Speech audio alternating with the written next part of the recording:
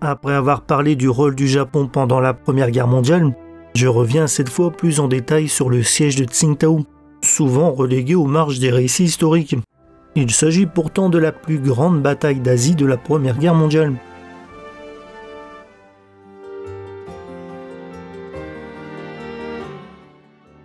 À la fin du 19e et au début du 20e siècle, l'Allemagne cherchait à se développer en acquérant des colonies.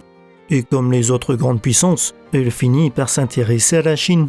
Avec le meurtre de 2 missionnaires allemands en 1897, l'Allemagne tenait son prétexte pour forcer la Chine à lui louer le territoire de la baie de Jiaozhou, dans le Shandong. Ensuite, l'Allemagne affirma son influence sur le reste de la province et construisit le port de Qingdao, devenant la base de l'escadre d'Asie de l'Est qui protégeait les colonies allemandes du Pacifique. La révolte des Boxers incita l'Allemagne à renforcer considérablement la défense de Qingdao. La ville était naturellement séparée du reste de la péninsule par des collines escarpées, permettant aux Allemands d'établir de solides lignes de défense. La principale était constituée du fort Moltke, sur la colline du même nom, avec 2 canons de 240 mm, du fort Bismarck, avec ses 4 obusiers de 280 mm, et du fort Iltis, sur l'aile droite, avec 2 canons de 240 mm. La deuxième ligne de défense, de 17 km, était positionnée le long de collines escarpées, et la dernière ligne de défense se trouvait le long de collines à 200 mètres au-dessus de la ville. En plus d'un réseau de tranchées, des batteries et des fortifications pour prévenir des attaques terrestres, les Allemands construisirent 4 batteries et 5 redoutes pour se protéger d'attaques navales.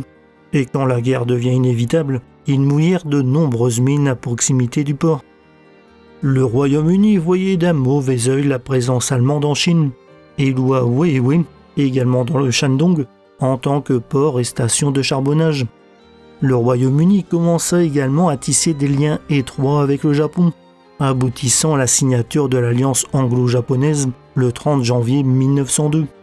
Pour le Japon, cette alliance était un moyen de dissuasion contre son principal rival d'alors, la Russie. Le Japon démontra son potentiel avec sa victoire dans la guerre russo-japonaise en 1905, et l'alliance se poursuivit pendant la Première Guerre mondiale. Lorsque la guerre éclate en Europe en août 1914, le Royaume-Uni demanda rapidement l'aide du Japon pour contrer la menace des navires allemands en Asie. Et le Japon déclara la guerre à l'Allemagne le 23 août 1914.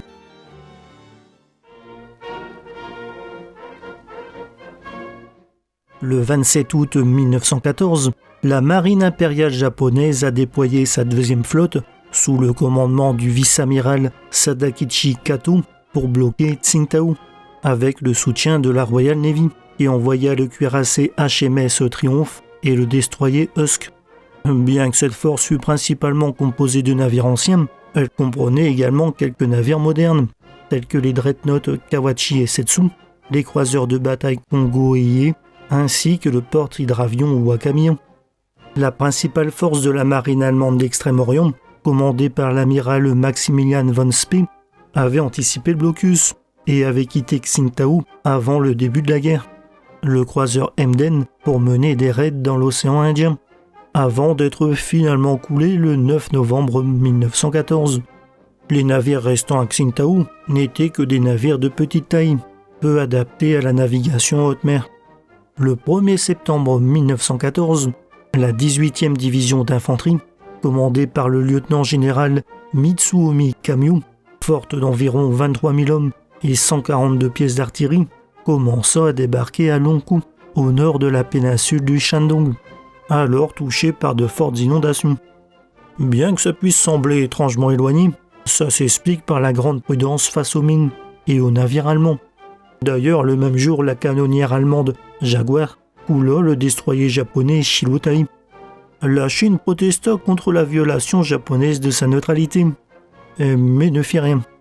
Les grandes puissances européennes s'inquiétaient des intentions japonaises dans la région et décidèrent d'envoyer un petit contingent britannique symbolique de 1500 hommes. Les Allemands concentrèrent toutes leurs troupes d'Asie de l'Est dans la défense de Qingdao. L'empereur Guillaume II en fit une priorité, allant jusqu'à déclarer que ça serait plus honteux de livrer Tsingtao aux Japonais que Berlin aux Russes.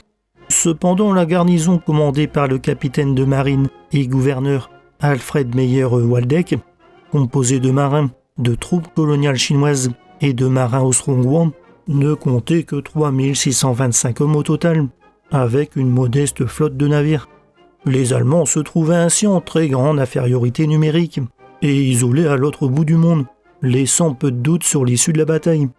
Le 5 septembre, un avion de reconnaissance japonais révéla que la majeure partie de la flotte allemande n'était plus à Qingdao. Les Japonais allégèrent alors leur blocus, retirant leurs cuirassés et croiseurs devenus inutiles. Si les Japonais s'étaient préparés à affronter la flotte allemande si celle-ci tentait une sortie en force, comme on l'a vu, elle avait déjà quitté Qingdao avant même la déclaration de guerre du Japon, se dirigeant vers la côte ouest de l'Amérique du Sud pour rejoindre l'Allemagne via le Cap Horn. L'escadre allemande a détruit 2 croiseurs de la Royal Navy lors de la bataille de Coronel, le 1er novembre 1914, avant d'être elle-même détruite par la Royal Navy lors de la bataille des îles Falkland le 8 décembre.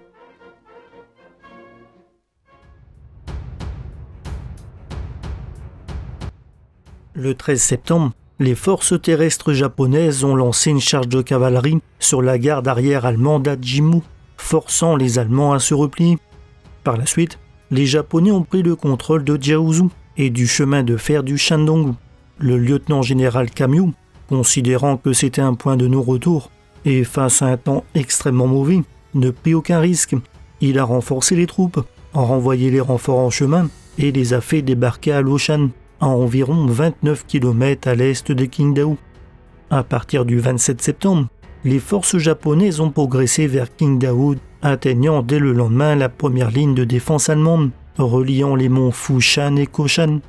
Le 27 septembre, Kamio a tenté de prendre la colline du Prince Heinrich avec un assaut frontal, mais les Japonais ont été pris dans un feu croisé meurtrier. Du sommet, les mitrailleuses allemandes ont déversé une pluie de balles, tandis que depuis le port, les navires ont bombardé les pentes exposées, mettant quasiment en déroute le flanc droit japonais. L'assaut a été sauvé par la flotte alliée. Les Allemands ont été contraints de battre en retraite au-delà de la rivière Litsu, et les Japonais ont avancé rapidement, traversant la rivière Pecha tôt dans la journée et atteignant la rive nord de Litsun. Ensuite, les Japonais ont commencé à construire des positions de siège pour capturer les puissantes fortifications allemandes. Mais les fortes pluies ont emporté ces positions, rallongeant les délais d'un mois. Des canons, y compris de puissants obusiers de 240 mm, ont été débarqués depuis la baie de Laoshan.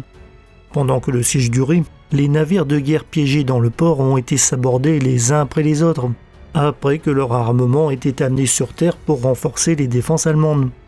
Le 17 octobre, le torpilleur S-90 a tout de même réussi à s'échapper du port et a tiré une torpille qui a coulé le croiseur japonais Takachiu, causant la perte de 271 hommes.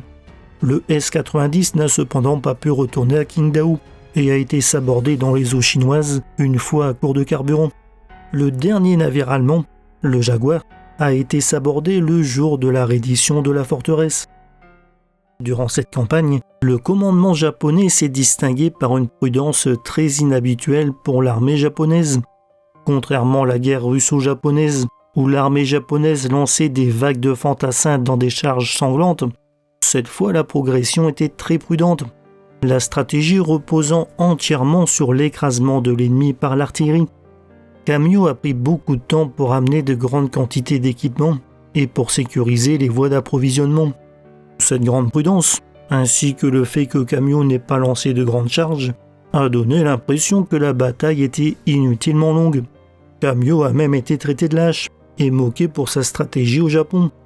Pourtant, cette stratégie s'est avérée payante, avec une prise rapide et peu coûteuse en vie humaine de la forteresse de Qingdao.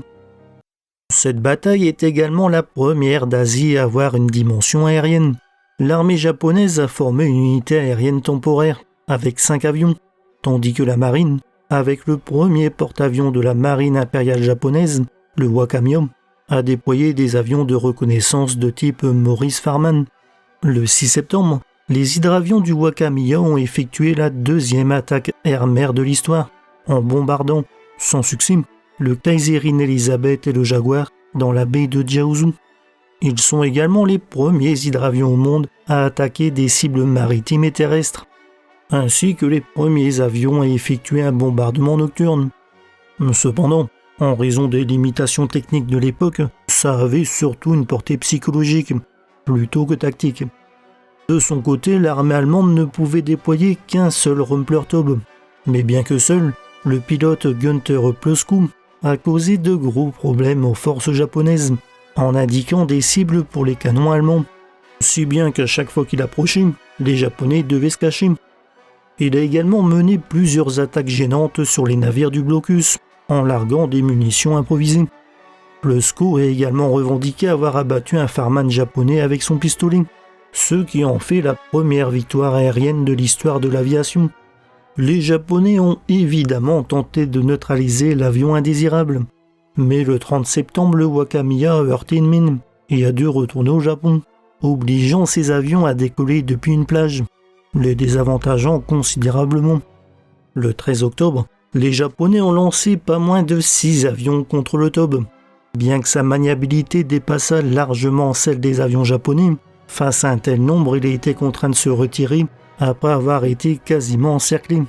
Après tout de même pas moins de 2 heures de combat aérien. C'était le premier combat aérien des forces japonaises. Le 22 octobre, un autre affrontement a eu lieu, mais les Japonais n'ont pas eu plus de succès. Finalement, Ploeskou a reçu l'ordre de quitter Qingdao le 6 novembre 1914 pour transmettre les dernières dépêches du gouverneur au gouvernement allemand. Et après un rocambolesque périple, il a réussi l'exploit de parvenir à retourner en Allemagne.